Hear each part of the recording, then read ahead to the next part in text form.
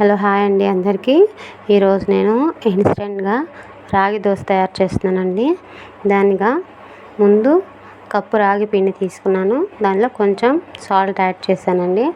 దానిలో ఒక ఉల్లిపాయ పచ్చిమిరకాయ కరివేపాకు వేసుకున్నానండి.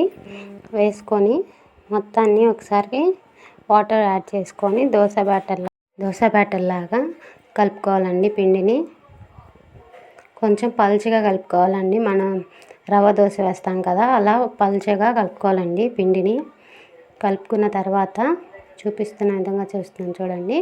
స్టవ్ ఆన్ చేసి ప్యాన్ పెట్టానండి. ప్యాన్ హీట్ అయిన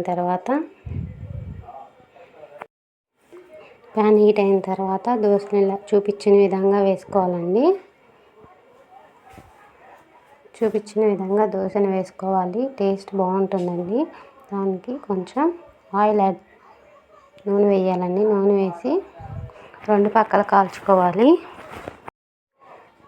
రెండు పక్కల కాల్చుకున్న తర్వాత సర్వింగ్ ప్లేట్లో తీసుకుంటే హెల్దీ ఇన్స్టెంట్ రాగి దోశ రెడీ అయిపోతుందండి.